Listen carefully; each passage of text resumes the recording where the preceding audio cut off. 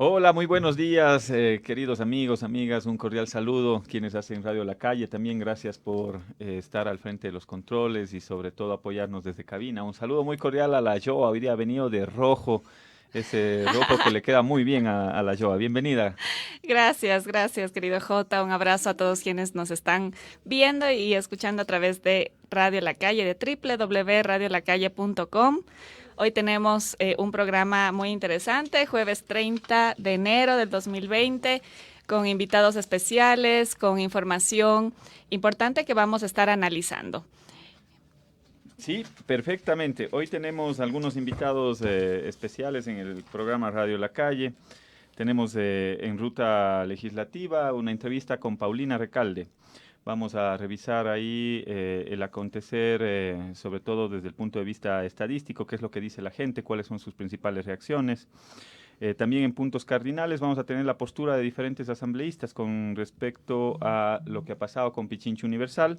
Y en Sur Positivo, ese espacio refrescante dentro de la radio y sobre todo de Brújula 593, vamos a tener una entrevista con Natalia García. Natalia García es una escritora importante, relevante, cuencana, que está siendo un referente, no solo a nivel nacional, sino también a nivel Así mundial. es. Ha sido referida por algunos medios de comunicación Nos vamos a contactar internacionales. con Natalia vía Skype, así que esperamos pues que se pueda dar todo de manera perfecta para poder tener a Natalia junto a nosotros. Hoy también, Jota, vamos a sortear las entradas para la Cumbre Mundial de Comunicación Política que será en Cancún. Hemos tenido muy buena acogida por parte de nuestra audiencia. Vamos a sortear las 4 entradas hoy, pero les queremos invitar a que participen, a que interactúen junto a nosotros y que nos cuenten por qué quieren ir a la Cumbre Mundial de Comunicación Política. Ustedes nos contestan, nos siguen en nuestras redes sociales, verificamos eso y automáticamente estarán participando para asistir a la Cumbre Mundial de Comunicación Política, que es el 19, 20 y 21 de febrero en Cancún, México. Qué bueno, una buena noticia para nuestra audiencia. Ahí tenemos unas entradas en la cual estarán algunos de los consultores políticos más importantes del mundo. Joa también en su otro rol de profesora universitaria y de conferencista también estará presente en Cancún. Bueno, queríamos invitarles para que nos puedan seguir en nuestras redes sociales. Tenemos en nuestra cuenta de Twitter, @jyoretb, y de Joa, Joa Ortiz B, para que nos puedan seguir a través de nuestras redes sociales. ¿Qué te parece si empezamos ya con nuestro primer segmento, Ruta Legislativa, donde vamos a analizar algunos temas importantes que se han dado en esta semana en la Asamblea Nacional? Ahora, Ruta Legislativa, con el resumen más completo de la gestión de la Asamblea Nacional. Vamos, Joa. Mira, esta semana, la semana anterior estuvimos junto a Alexis Moncayo hablando justamente del rol de los periodistas, de los medios de comunicación en la coyuntura política nacional.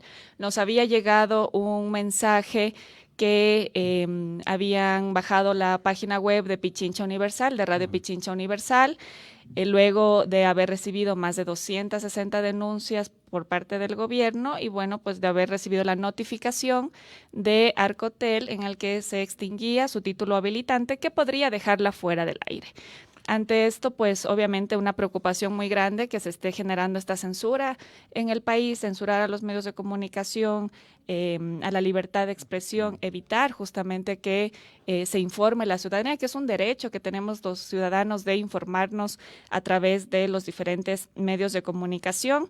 Ayer justamente, Jota, cuéntanos, tú estuviste participando en la Comisión de Derechos Colectivos, hiciste un pedido importante para que se pueda llamar a comparecer al director de Arcotel y de explicaciones claras, porque no existe tampoco una información transparente, adecuada, de por qué se están tomando estas decisiones con respecto a Radio Pichincha Universal.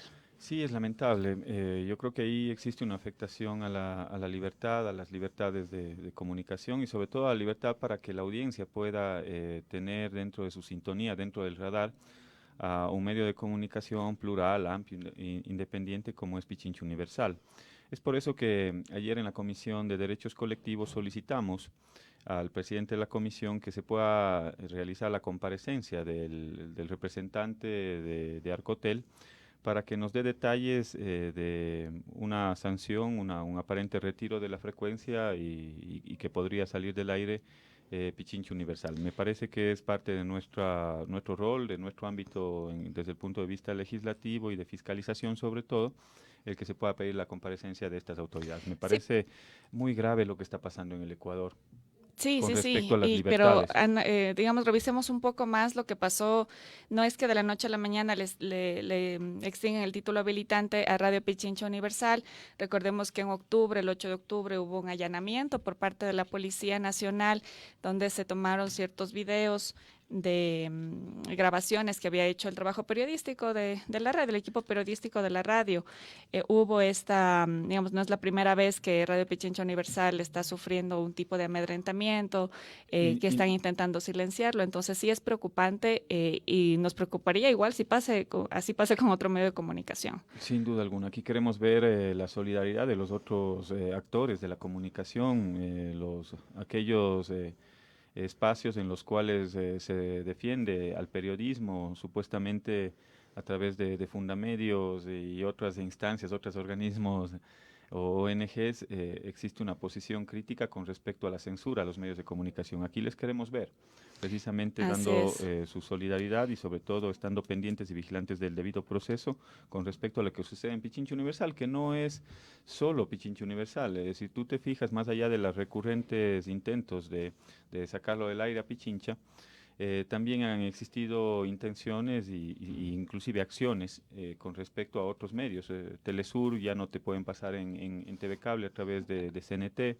Son decisiones arbitrarias, Ecuador Inmediato, ¿no? Sí. lo intentaron bajar del aire, es decir, esperamos que eso no se convierta en un común denominador en el Ecuador.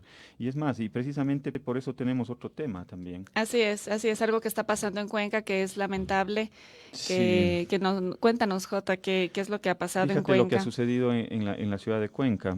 Aquí existe una censura a la libertad artística. Resulta que la semana anterior, con respecto a la conmemoración del Bicentenario, el preámbulo de la conmemoración del Bicentenario, existe una presentación artística en Cuenca, en la cual hay un músico contratado por parte del municipio de Cuenca. El músico es Mestizo DJ, que hace una serie de fusiones, una fusión de música andina con tecno, es un DJ importante, reconocido. Y resulta que en mitad de la presentación coloca algo que todos los ecuatorianos vimos, coloca la intervención de Miriam Cisneros, que es una mujer amazónica que le Me dijo, parece que tenemos eso, no sé si la producción nos ayuda a preparar, es un extracto de 30 segundos. Ah, qué bueno, si lo tenemos vale la pena pasarlo en el mientras programa. lo preparan, ¿podemos seguir conversando sobre esto, Jota? Sí, claro. Entonces, cuando en medio de la presentación, era parte de su presentación de este artista mestizo, que lo conocen allá, Mestizo DJ, se presenta como parte del show, del espectáculo, un segmento del video en el cual, o del audio, en el cual Miriam Cisneros, que es una mujer amazónica, intervino en ese diálogo que se mantuvo entre el presidente Moreno luego de las jornadas de octubre y los diferentes indígenas. Eso lo vimos todo el Ecuador y eso se lo volvió a pasar como parte de ese preámbulo en medio de ese acto cultural. Ojalá lo podamos tener. ¿Qué te parece si lo podemos ver? ¿Está listo? Para poner en contexto un poco de lo que estamos hablando. Y contarles qué es lo que sucedió luego. Presidente Lenín Moreno, como mujer amazónica, en nombre de todas las mujeres amazónicas, quiero decirles, me duele en el alma cuando nuestros pequeños han tenido que entregar sus vidas ahogándose con bombas lacrimógenas. Han muerto nuestros hermanos. Eso quiere decir que nuestro presidente nos manda a atacar con hombres armados, cuando nosotros hemos venido con una lucha pacífica, señor presidente. Se me han secado las lágrimas de tanto estar llorando por nuestros hijos que han dejado sus vidas en la calle. Nuestras mujeres que han tenido que sufrir los atropellos, los golpes de las policías y de los militares. ¿Acaso no te duele cuando sus hijos tengamos que estar en la calle gritando y cuando tengas que ordenar a hombres armados que nos vengan a enfrentar, a mujeres, a jóvenes, quienes estamos luchando por una vida justa, reclamando nuestros derechos? Eso tiene decirle como mujer amazónica, que en su conciencia queden todos los hermanos caídos en esta lucha.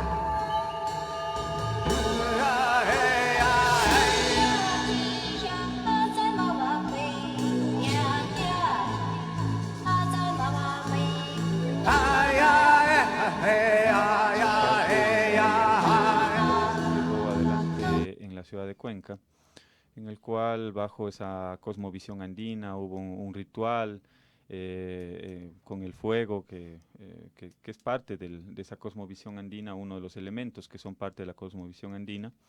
Se pasó una parte del extracto de lo que fue la intervención de Miriam Cisneros, y resulta que ante ese hecho, luego de que se dio la presentación artística, la directora de Cultura del municipio de Cuenca fue retirada de sus funciones. Eso ha ocasionado una reacción a nivel de los artistas y gestores culturales locales, rechazando sobre todo la censura, la libertad artística. Ahí no entendemos la posición de un alcalde que aparentemente demuestra debilidad, sometimiento ante el poder de turno. No sé cuáles son los temores, y es que esa fue parte de una de las intervenciones que tuvo Miriam Cisneros, una dirigente amazónica, y que todo el país lo escuchamos.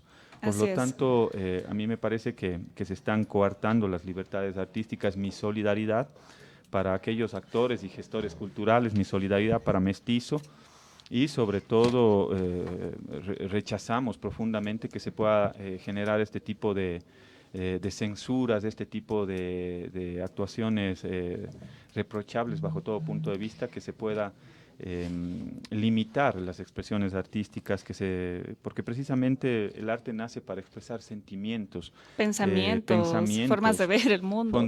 Formas de ver el mundo. Entonces me parece que es lamentable lo que está pasando en Cuenca. Mi solidaridad, insisto, para el artista y también para Adriana Tamariz, que fue la directora de Cultura, que fue separada del cargo porque no le gustó al alcalde, porque se expresaron, o hubo una expresión artística que evidenciaba posiblemente no le gustó a alguien más, de los sectores indígenas. Alguien de más arriba. Puede ser, pero imagínate que se dejen someter una autoridad local, un alcalde, se deje someter terrible por el poder de turno, por el poder nacional. Me parece lamentable. Pero una cosa es también, digamos, expresar la solidaridad. Las palabras son muy bonitas, pero son acciones también las que necesitamos. Y creo que en Cuenca hubo un gran número de personas que hicieron una carta, que de hecho tú firmaste ayer esa carta, invitaste a la gente también para que se pueda sumar a este apoyo, digamos, a las libertades artísticas, y un rechazo también a la censura. Igualmente en la asamblea pasó que la asambleísta Marcela Holguín pidió un cambio en el orden del día para sacar una resolución y llamar a comparecer, en el caso de Radio Pichincha Universal, al director de Arcotel, y únicamente 49 asambleístas votaron que sí, ¿no? Entonces también todos defendemos la libertad de expresión, pero cuando se trata de actuar, ahí nos limitamos un poco, ¿no? Entonces eso es grave. Y tú nos decías, ahí hay y quizás con esto cerramos este espacio de Ruta Legislativa. Hay una carta, hay una reacción ciudadana, hay una reacción social con respecto a este hecho. Hay una carta que la pueden encontrar la voy a poner yo como un comentario. Perfecto. Porque mientras exista autoridades que se dejen someter o se dejen seducir por el poder, van a haber miles de ciudadanos que sí van a exigir lo que le corresponde a la ciudad, y sobre todo el respeto a las libertades. Ojalá la podamos firmar todos, una carta que ya la colocamos en nuestras redes. Bueno, viene la parte interesante del programa. Paulina, qué gusto tenerte aquí en el programa de radio. Muchas gracias. Es un programa mucho más relajado, Vamos a conversar de temas duros, difíciles, pero lo vamos a hacer de una forma más dinámica, más fresca. Así que bienvenida, Paulina. Sí. Muchas gracias por aceptar esta invitación y por acompañarnos en este espacio. Paulina Recalde es directora de Perfiles de Opinión, una empresa de investigación que viene realizando estudios de opinión, fundada en el año 2005. Ya tienes algunos años en el estudio de lo que siente, lo que dice, de lo que se expresa a través de las encuestas. Nos parece importante tu trabajo que realizas y sobre todo ojalá nos puedas comentar qué es lo que siente la gente, qué es lo que se siente en la calle, qué es lo que dice el ciudadano de a pie con respecto a lo que está pasando en el Ecuador, con respecto a la calificación de las diferentes autoridades. Cómo está la institucionalidad, quizás conocer un poco más de cerca contigo qué es lo que nos dice Perfiles de Opinión a través de tu encuesta. Entiendo que es una encuesta que se realizó los primeros días de enero. Cuéntanos un poquito, sí. Paulina, bienvenida al programa. Gracias. Qué gusto tenerte acá. Buenos días, sí. Bueno, Perfiles de Opinión existe desde 2005, efectivamente, pero yo llevo 20 años trabajando en investigación, así que hagan los cálculos. Estás más joven que la Joa. La Joa me va a matar. No importa, lo importante es la experiencia. Eso es lo que cuenta. Sí, que Paulina. Sí, y esta encuesta fue cerrada el 3 de enero. Estamos justo a punto de arrancar nuestra nueva encuesta del mes. Aplicamos en Quito y Guayaquil. Es una encuesta que le pertenece a Perfiles de Opinión, diseñada por la empresa, y en esa medida es que podemos comunicar los resultados con los medios y comentarlos. Lo que hemos venido analizando en los distintos medios que hemos estado en estos días es que fundamentalmente lo que está atravesando en este momento a Ecuador es el desánimo, el pesimismo en torno a todas las esferas en las que uno puede evaluar el país, ¿no? Ahí, Paulina, quizás vemos que hay un escenario negativo, vemos que hay ciertas complicaciones, o qué complicaciones trae este escenario negativo desde el punto de vista político. Si es que no hay una buena percepción, no hay una seguridad con respecto al futuro, ¿qué consecuencias trae o qué crees que qué tipo de complicaciones puede haber en el entorno político cuando tienes un escenario negativo? ¿Cómo interpretar lo que siente la gente en medio de ese escenario legislativo, de ese escenario negativo? Yo ahí comentaría 4 cosas, ¿no? Un primero, para que se sustente lo que acabo de decir, este indicador, por ejemplo, de que solamente el 5% a nivel Quito-Guayaquil considera que el país va por el camino correcto. Eso es una cifra realmente crítica. Y son 3 cosas. La primera, la inmediata, tiene que ver con que esto dificulta sin duda alguna el terreno para gobernar en las distintas esferas, ¿no? La población está menos receptiva siempre a cualquier tipo de política cuando está en este nivel de desánimo.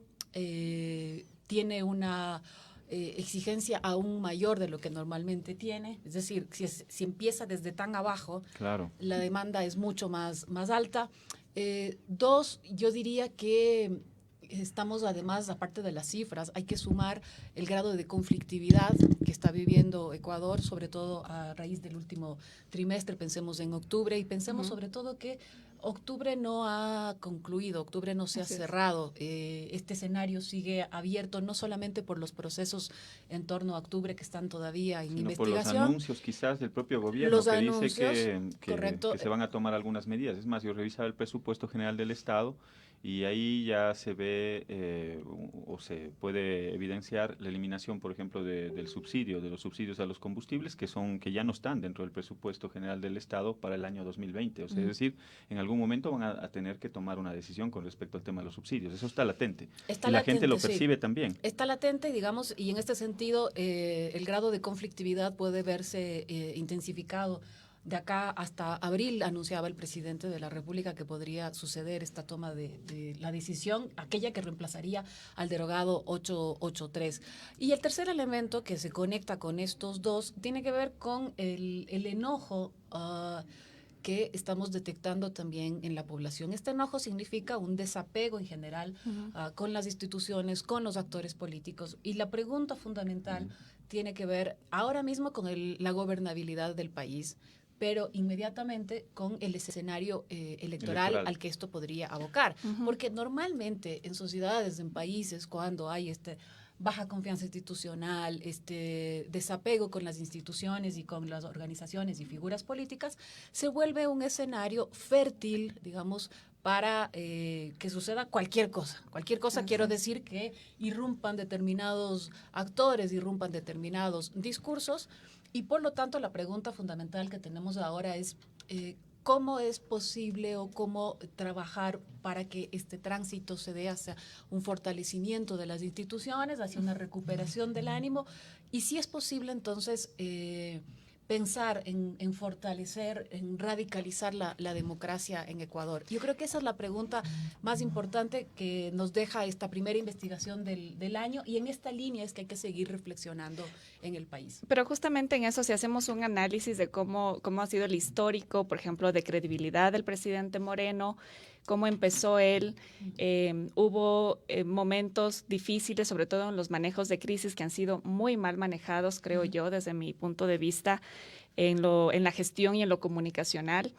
Si nos fijamos tal vez lo que pasó en 2018, cuando hubo el secuestro y asesinato de periodistas en la frontera norte, ahí hubo ya un momento difícil para el gobierno, hubo una baja credibilidad, como que empezó a bajar la credibilidad, y así otros hechos que demuestran que también en el tema de manejo de crisis hay una falencia impresionante, y que eso también puede influir para que la gente baje la confianza, disminuya la credibilidad en la palabra de un mandatario.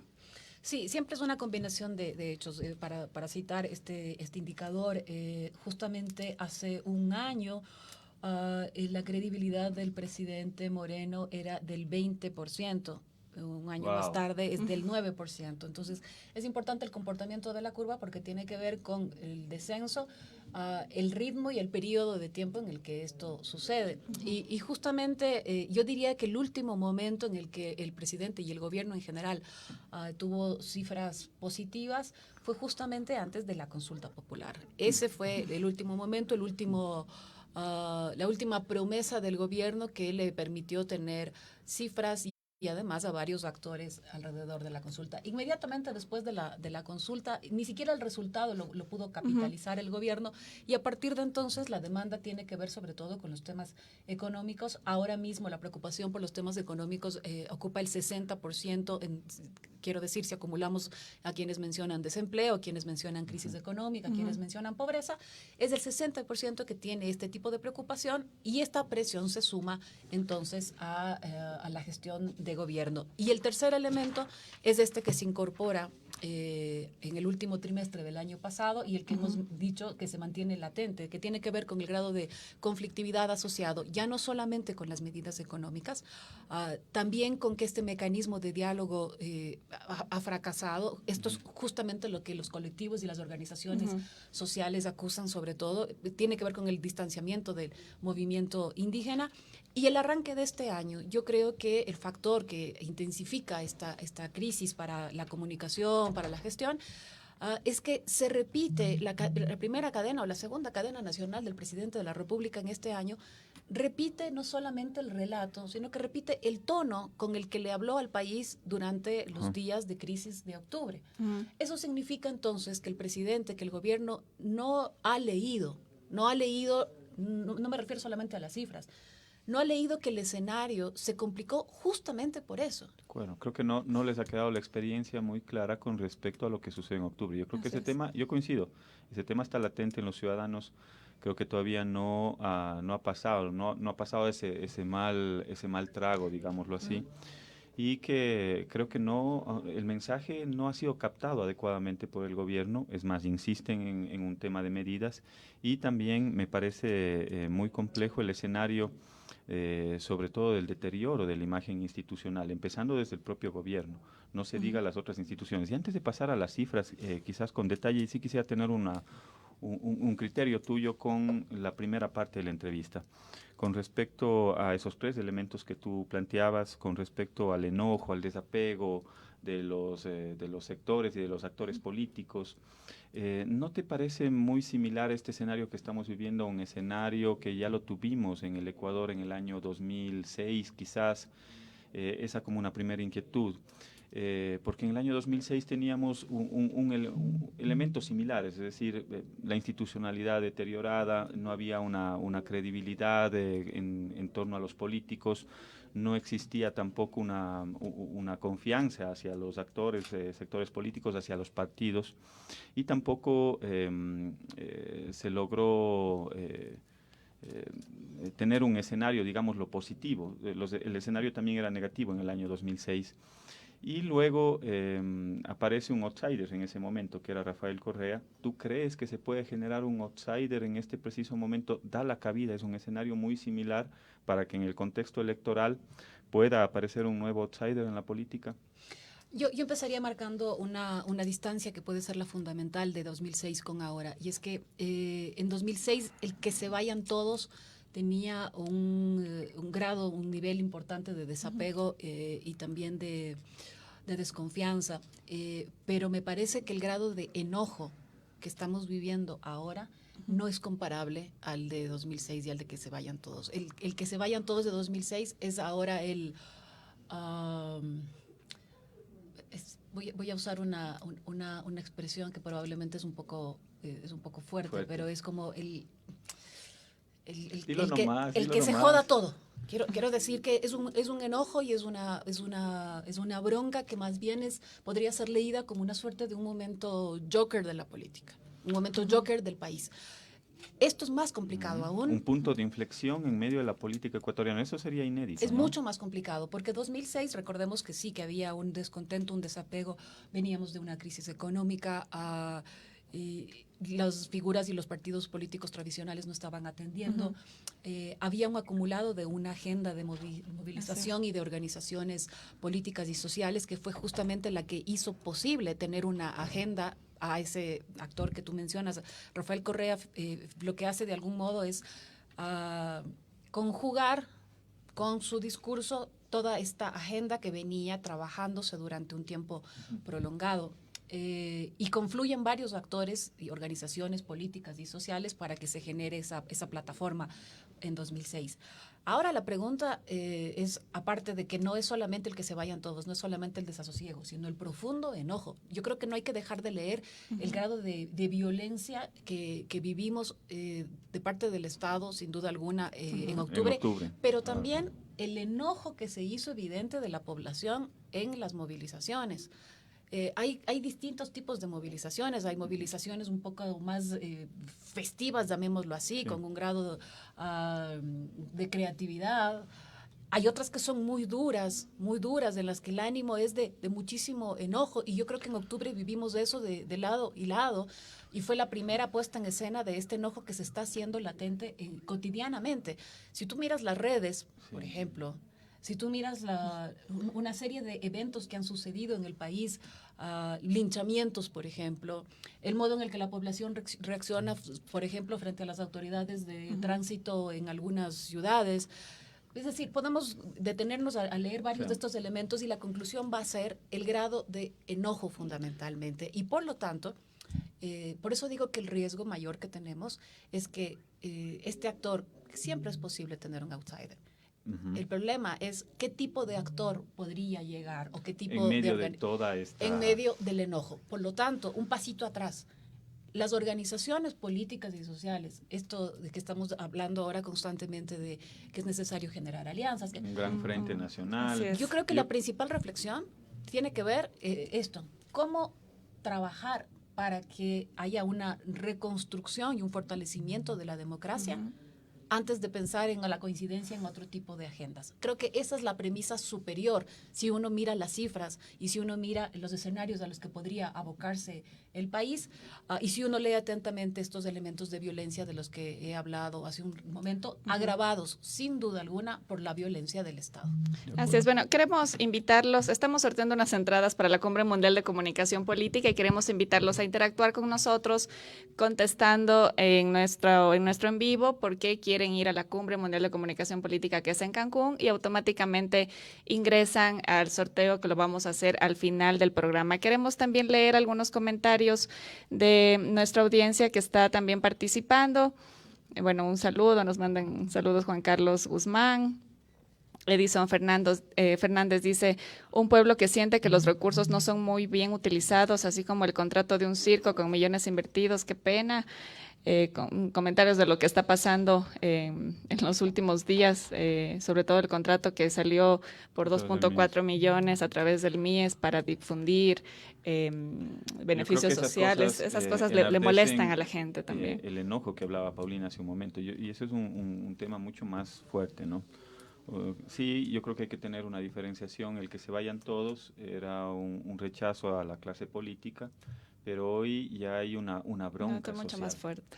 Y esa bronca social la expresión de los ciudadanos ya sobrepasó inclusive las redes sociales, porque llegaba un momento en el cual pasaban cosas en el Ecuador y la gente reaccionaba a través de redes sociales. Yo coincido ahí con el análisis de Paulina.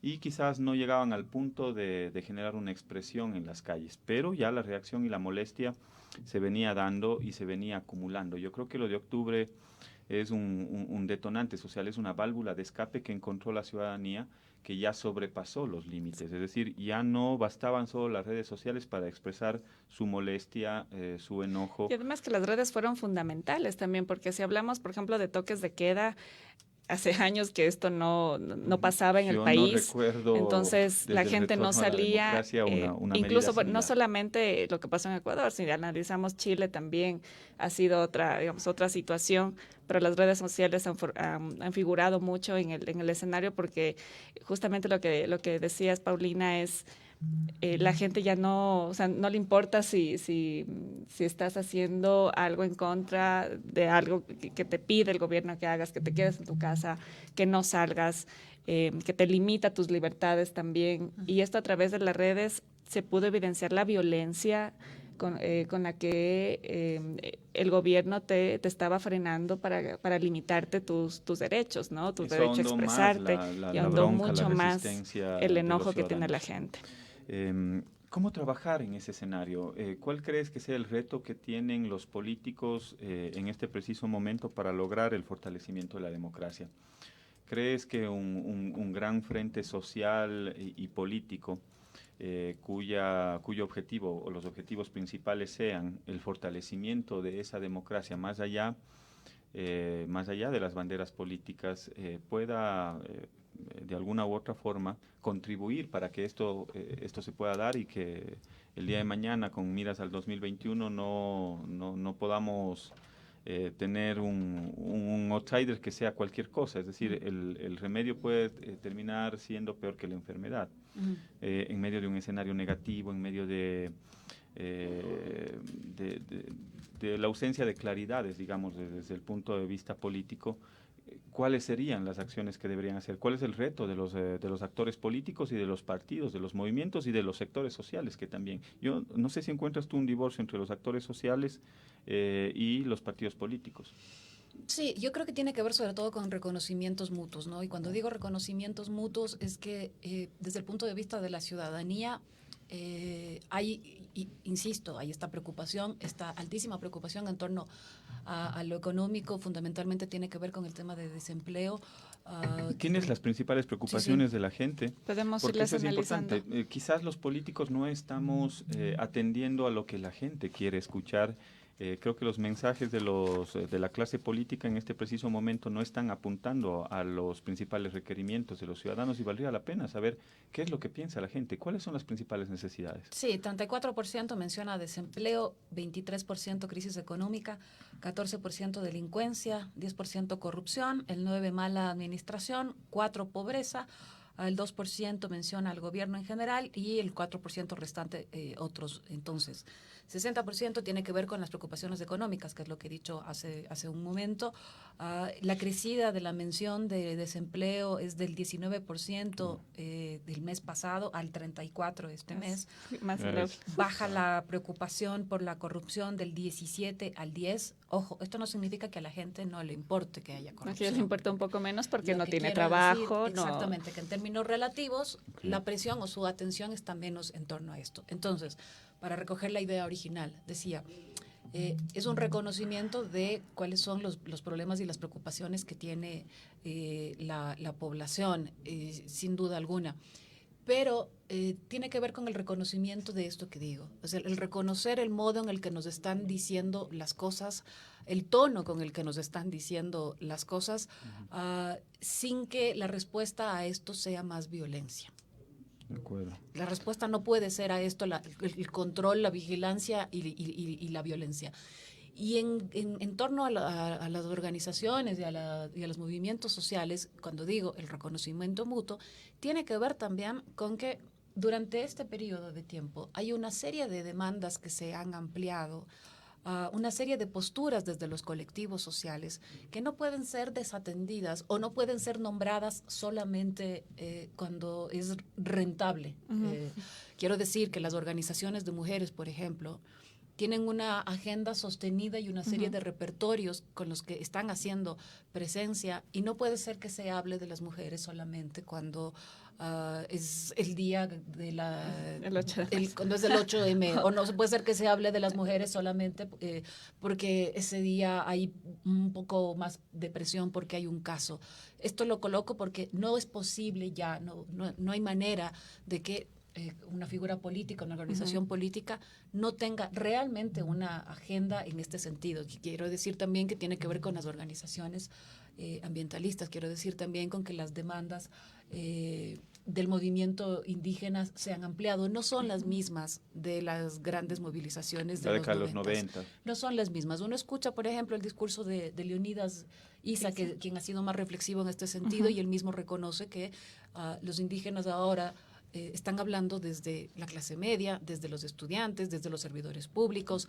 He colocado 3 ejemplos que me parecen potentes en este sentido para decir que solo es posible esta reconstrucción con el reconocimiento mutuo hacia los colectivos, reconocimiento mutuo de sus agendas, reconocimiento a las que son necesidades en este momento de la población, y que los relatos, esto para referirme a las fuerzas políticas, no pueden ser los mismos relatos con los que se venía hablando en la década pasada.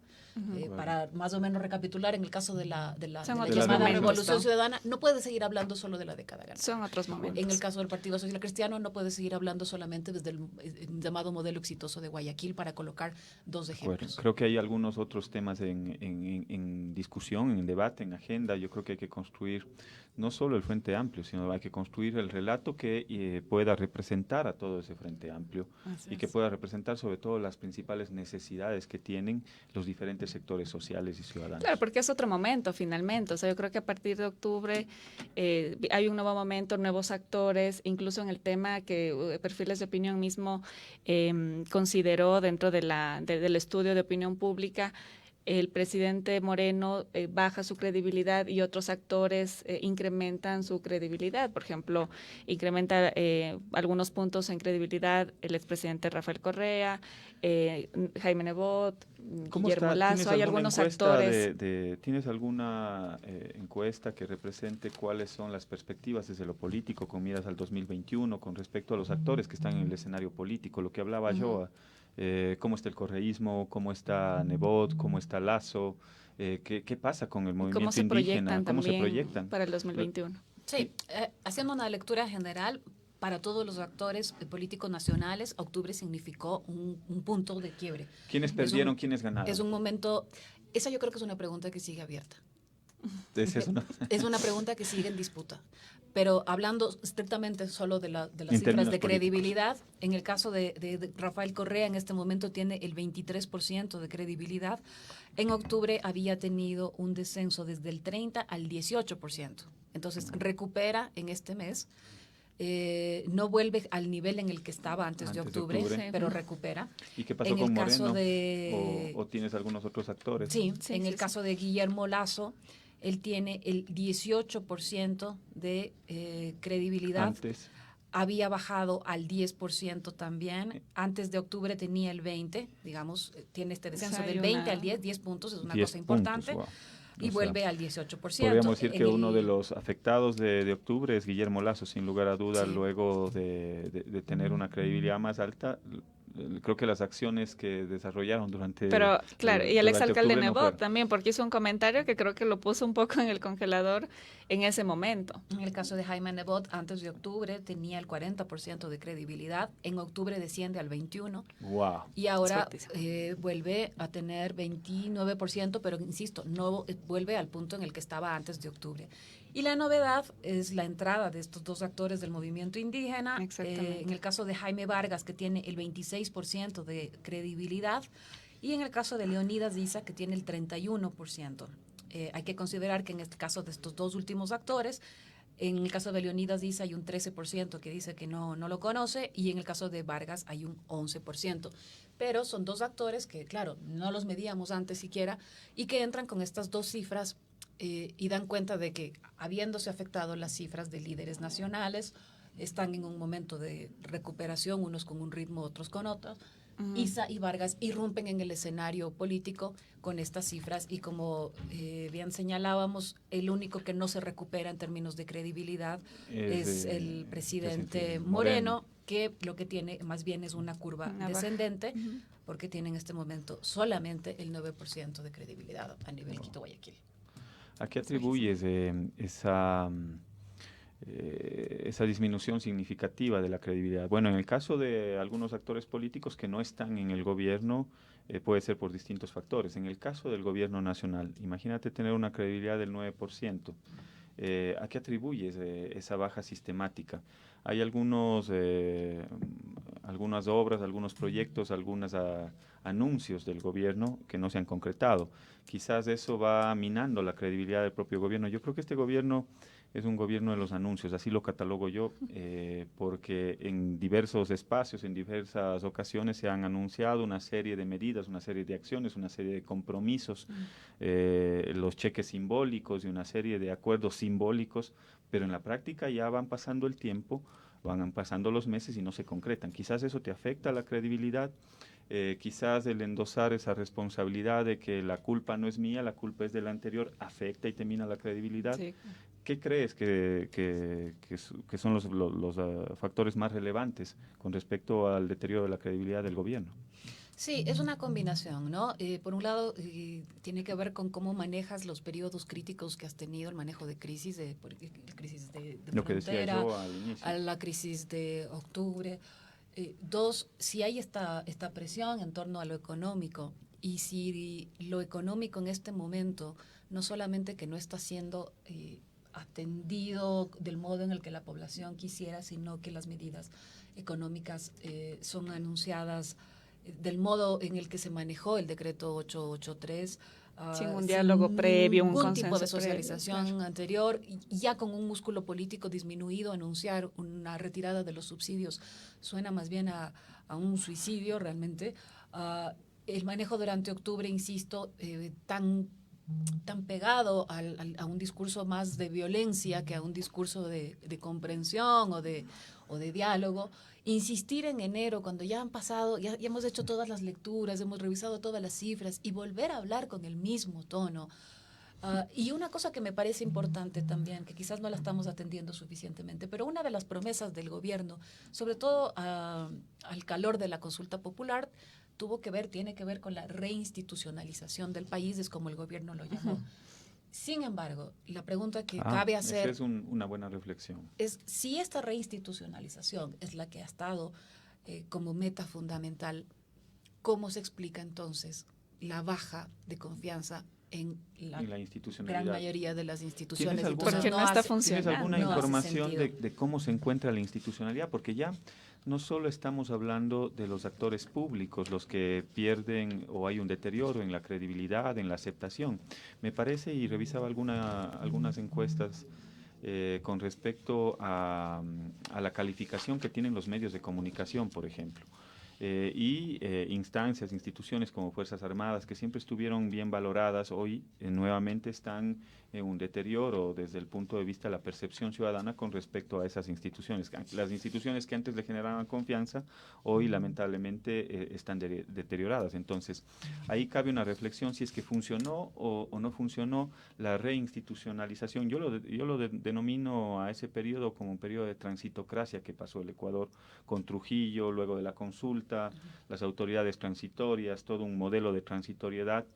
y los resultados son los que estamos viendo hoy al frente de las principales funciones del Estado, ya con una serie de cuestionamientos, un deterioro de la imagen institucional, pero sobre todo cuestionamientos de la ciudadanía. Es decir, fracasó ese modelo de reinstitucionalización o ese momento de transitocracia que vivió el Ecuador. ¿Cómo están las cifras? ¿Qué siente la gente con respecto a su institucionalidad? Digamos que los cambios fundamentales que se dieron tienen que ver con los lugares que están ocupando varias de las instituciones. Durante los últimos 10 años lo que había sucedido siempre es que estaban encabezando Iglesia, Fuerzas Armadas y Policía Nacional, y en cuarto lugar se ubicaba siempre el Gobierno Nacional.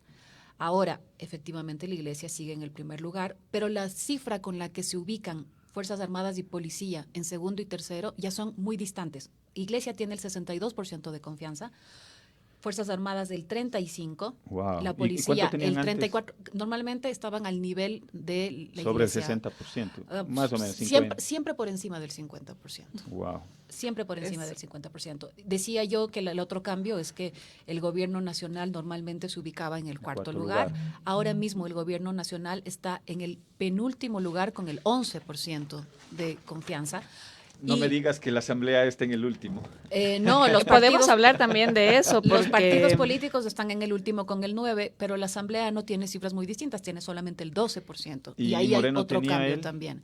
En el caso del presidente Moreno, ¿el Gobierno Moreno Nacional o el presidente? Porque el Gobierno Nacional en su conjunto tiene el 11%. ¿Y tienes quizás la cifra del presidente Moreno? Bueno, 9%. 9%. O sea que estamos a la par ahí. 9%. La novedad que me parece interesante y creo que es una de las que tenemos, en las que tenemos que reflexionar, es que ahora el cuarto lugar en confianza institucional lo están ocupando las universidades con el 31%. Esto no pasaba antes. Ajá. Esto no pasaba antes y es digno de reflexión en la medida en que el rol que han jugado las universidades, el rol que jugaron sobre todo durante octubre, sí, y qué es lo que hace que se ubiquen por encima del resto de instituciones del Estado. Los medios de comunicación tienen el 21% de confianza. Normalmente tenían cifras alrededor del 30% también. Es decir, ha cambiado el escenario de la confianza con la que habíamos tratado de entender al Estado ocupando primeros lugares. Digamos que la única que no ha sufrido una lesión importante es la Iglesia, que tiene diferencias por ciudad, porque en Quito la confianza en la Iglesia es del 48% y en Guayaquil, en cambio, es del 73%. Wow. En eso somos muy distintos, Quito y Guayaquil. Sí. Interesante. Esos son datos que nos tienen que llamar a la reflexión. La confianza institucional, el deterioro de la institucionalidad, lo que fue una apuesta desde el punto de vista político y según los datos de Paulina veíamos que tenía un pico más alto antes de la consulta. La expectativa que se generó fue muy grande con respecto a un modelo de reinstitucionalización, pero que a la postre hemos visto que no ha sido lo que ofrecieron. No ha sido manejado adecuadamente y me parece que al final el remedio costó más que la enfermedad, no solo en términos políticos, sino también en términos económicos. ¿Cuánto le ha costado todo este retroceso al Ecuador, ¿no? En términos políticos? Nos quedan muchos temas y muchos datos por analizar. Queremos agradecerte, Paulina. Fíjate que justamente el J hablaba del tema de la credibilidad de la Asamblea Nacional y sí creo que hay que ser autocríticos. La Asamblea tiene una credibilidad del 14%. Sí, es baja. Los parlamentos nunca han tenido una credibilidad alta, digamos, o una aprobación alta en el Ecuador. Tal vez datos digamos en el periodo anterior. En el periodo anterior sí tenía, creo que era superior al 50%. Pero ahora, claro, también creo que es porque es evidente que la Asamblea se ha silenciado o ha tratado de cubrir al Ejecutivo en muchas cosas y sobre todo no han sido la voz de los ciudadanos en temas fundamentales como la salud, la educación, la libertad de expresión y otros temas, Jota. Sí, yo concuerdo ahí plenamente. Creo que las expectativas de la gente, bien lo ha situado Paulina, están en el ámbito del empleo, la generación de empleo. Esas principales preocupaciones tienen que ver con el tema de inseguridad, tienen que ver con el tema económico y creo que la Asamblea no ha estado a la altura de poder dar respuesta a los ciudadanos. Lamentable que se haya convertido en una sucursal del Ejecutivo, no ha tenido una voz propia, un rol protagónico, sino al contrario. un sometimiento hacia el poder desde el Ejecutivo. No ha brillado con su propia dinámica, con su propia independencia, que debería ser la función del Parlamento. Y el rol que jugó en octubre creo que fue un rol de espaldas al pueblo ecuatoriano, a lo que estaba sucediendo en las calles. Y eso creo que los afectó muchísimo. Tanto nos afectó que estamos peor que el presidente Moreno. O sea, eso ya es decir mucho. Sí, en lamentable, grave. En términos de percepción y sobre todo lo que opina la gente en los territorios. Paulina, gracias por el espacio. La vamos a volver a invitar ahí, a Paulina porque parece que sí, tengo unas preguntas y respuestas. Preguntas-respuestas. Ahora voy a lo que te preguntar viene a yo. la mente. ¿Qué es lo que te viene a la mente ¿Qué es cuando lo primero te que te dicen- viene a la mente cuando te menciono, por ejemplo, opinión pública? Con una sola palabra me respondes. Si es posible, con una sola Pueblo, palabra. Política, acción, familia, muchas, feminismo, todas. perfiles de opinión, Mi casa. encuestas, Mi trabajo. protestas, Calle. partidos políticos, Deuda. Quito, Aburrido. Creo que hay que invitarle a democracia. pasear a la Paulina. Pero cuando te cierran cocina a las 10 de la noche y barra a las 12 es bien difícil en esta ciudad. Creo que nos vamos a ir de farra con la Joa y la Paulina. Vamos al Pero a Lógendo. las 6 de la tarde para hacer matiné, entonces. Seguimos, democracia, La democracia. Esa me pusiste difícil estando en la situación en la que estamos. Pero democracia, trabajo. Ecuador, Mi país, Fabián Gallardo. Creo que vamos a relatar Muchas el próximo gracias. gol en el 2021 con la Paulina. Muchísimas gracias, Paulina, por acompañarnos. Gracias a Gracias por ustedes. el tiempo, por los datos tan importantes que has venido a compartirnos. Vamos a continuar con el segmento que tenemos puntos cardinales, a ver si estamos listos. Son las diferentes posturas que tienen asambleístas legisladores sobre con un tema respecto a los puntual y temas. luego lo vamos a comentar. Gracias, Paulina, por el espacio. Te agradecemos Gracias a inmensamente. ustedes. Ahora, puntos cardinales, donde la diversidad de comentan tendencias lo más comentan lo reciente más reciente de la agenda legislativa. En democracia, todas las voces tienen que ser escuchadas. No puede concebirse un sistema democrático donde se le calle o donde se cierre a un medio de comunicación. El gobierno nacional y cualquier institución tiene que ser tolerante con la opinión de todos. Bueno, rechazar categóricamente aquello que está sucediendo por parte del gobierno central, decir que esto en una palabra significa censura en contra de los medios de comunicación que han tenido una postura crítica, no en contra de una persona, sino por cómo han venido manejando la situación política, económica y social en el país. Nosotros vamos a insistir en un llamado a que venga el gerente del Arcoter acá a la Asamblea Nacional a exponer esta situación. Nosotros estamos a favor de la libertad de expresión. La libertad de expresión no le compete ni le pertenece a un gobierno, le pertenece a la gente, a la ciudadanía, en este caso a los ecuatorianos. Por momentos y circunstancias políticas no se deben vulnerar los derechos universales en tema de comunicación. Por lo tanto, es necesario el diálogo, la comunicación y desarrollar la efectiva comunicación dentro de nuestro país. El ejercicio de la comunicación y la libertad de expresión van encaminadas a la sociedad, a la colectividad, y de ninguna manera se puede limitar siempre y cuando no afecte bienes jurídicos tutelados, en especial los derechos fundamentales de todos los ecuatorianos. Y desde la Comisión de los Derechos Colectivos se ha tomado este tema a fin de que podamos, en el marco del asunto de nuestra competencia, vamos a convocarle al director de Arcotel a fin de que nos pueda detallar de manera documentada cuáles fueron las afectaciones que han incurrido este medio de comunicación.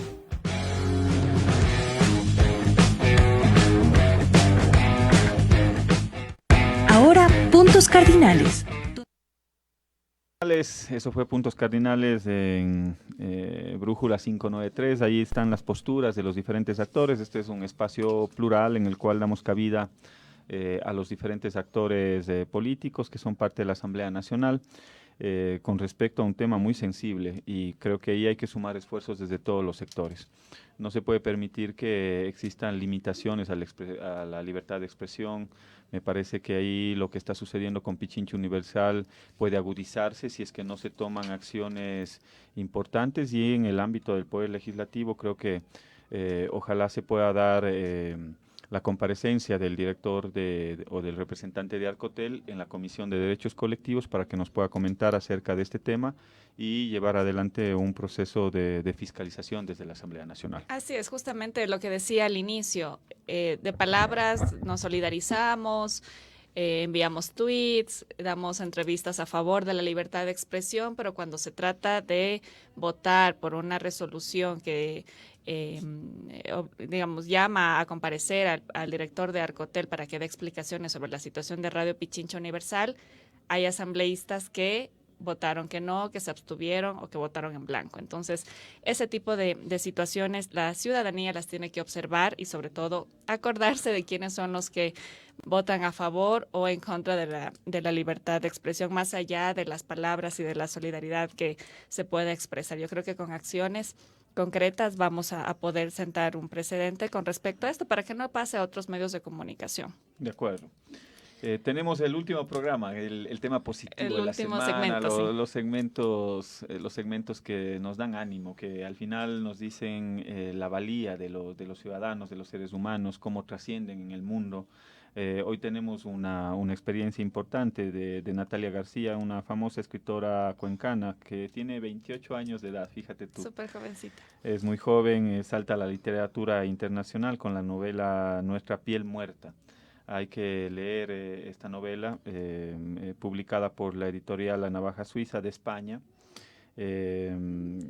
Vemos que fue su proyecto de fin de estudios de maestría en la Escuela de Escritores de Madrid, España, y se ha convertido en la obra literaria comentada por medios de prensa internacional. Tenemos algunos medios de prensa internacionales que han dado comentarios positivos a favor de esta novela de Natalia García, como Diario El País de España, y yo creo que ese es un referente importante para la literatura y sobre todo para aquellos que a través de las letras, a través de esa escritura, podemos inspirar y sobre todo hacernos soñar en un mundo diferente, un mundo libre libre de ataduras. Así es.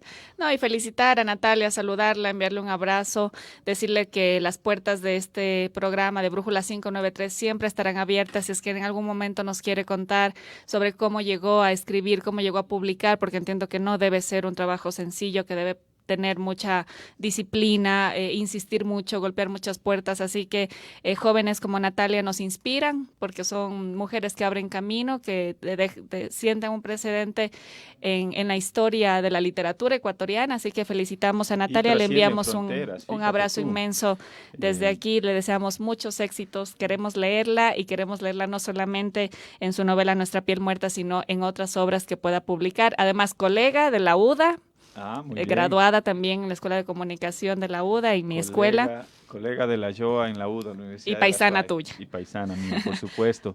Le mandamos un abrazo fraterno a Natalia. Queremos leer Nuestra piel muerta. Esperamos que los oyentes y quienes nos siguen a través de Brújula 593 también puedan adquirir este libro. Creo que es un referente importante, sobre todo para la literatura, y que ha recibido comentarios positivos en el mundo entero. Así Creo que son cuencanos, ecuatorianos dignos de resaltar y que nos han hecho quedar como un referente en el ámbito internacional. Yo creo que ese es digno de aplauso y sobre todo de nuestro reconocimiento al trabajo literario de Natalia García. Así es. Bueno, vamos a enviar saludos a quienes se han conectado. Un abrazo a Víctor, Antonio Cañarte, Toñito, un abrazo inmenso, a Marcos Cañar. Marcos Cañar desde Loja, un abrazo. Marcelo Freire, Hugo Rodríguez, Efraín Loyola, Zapotillo, un abrazo. a tierra, Efraín, Joa. claro, no, de mi loja tengo muchos seguidores y les mandamos un abrazo inmenso y vamos a sortear las 4 entradas para la Cumbre Mundial de Comunicación Política. Vamos a hacerlo en vivo para que vean que todo es transparente y que esto es suerte realmente de quienes han participado, de quienes se han inscrito. Vamos a pedir el apoyo ahí, el apoyo logístico de Yo tengo de ya Radio aquí La ingresados Calle. los ¿Quiénes? nombres de los participantes, de quienes contestaron la pregunta de la semana anterior, qué estrategia utilizarían para posicionar a un candidato en su barrio y también por qué desean asistir a la Cumbre Mundial de Comunicación Política. ¿Cómo funciona el sorteo, Joa? El sorteo, Cuéntanos. bueno, es súper sencillo, es una página de Google, vamos a hacer un sorteo aleatorio, estamos Esa es en una vivo. aplicación que tienes bajada en tu computadora. Sí. Introduciste ahí todos los nombres. Están que nos los nombres, ¿no? de las personas que participaron, de los que tienen interés, además porque tienen que viajar hasta México. Y vamos a poner aquí el número de premios, son 4 entradas y vamos a proceder a sortear. ¿Sí? Buena suerte a todos. Vamos Tenemos a darle un clic. ya los ganadores. Ay, solo hombres, pero bueno, espero que puedan irse. Vamos, el primer ganador es David León Ortega. El segundo es Peter Astudillo, Agustín Reynoso y Roberto Naranjo. Un abrazo a los 4. Decirles que nos vamos a contactar con ustedes de manera directa para pasar estos nombres. En realidad pasamos estos nombres a la organización de la Cumbre Mundial de Comunicación Política. Nos comunicamos con ustedes, les damos un código para que puedan inscribirse y ya a preparar maletas, a comprar el pasaje, porque ustedes pueden ya asistir a la capacitación, al evento de capacitación política más importante del mundo que se realizará en Cancún, México. Tienen ya sus entradas ganadas: David León, Peter Astudillo, Agustín Reynoso y Roberto Naranjo. Felicitaciones. ¿El costo de las entradas era un costo? Sí, el costo de cada entrada es de medio elevado, ¿no? $400, Wow. así que bueno, agradecemos. Y agradecemos a Daniel Iboscus, presidente de la Cumbre Mundial de Comunicación Política, a los organizadores también por esta deferencia y por habernos entregado pases para dar a nuestra audiencia, a quienes han estado activamente. A quienes están organizando esta Cumbre Mundial de Comunicación Política, un evento de formación, de capacitación para aquellos consultores, aquellos ciudadanos que quieren hacer de la política también un aporte importante a la sociedad.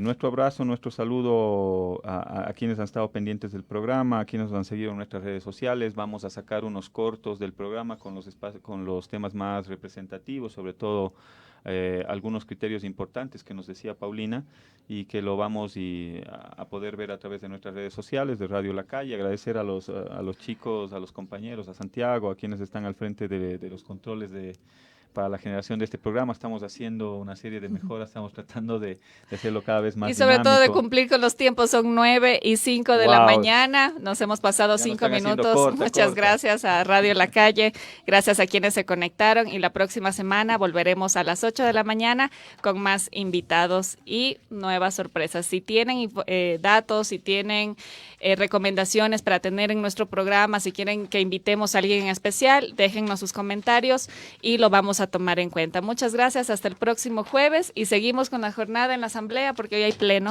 y hay que defender. Un tema importante, el tema del COTAD. Ahí están queriendo bajarse una ley que es una ley trascendental, fundamental para la planificación, para el uso del suelo. Ya les contamos de eso la próxima semana. Un abrazo fraterno a todos. Muchas gracias. Un abrazo. Buen fin de semana.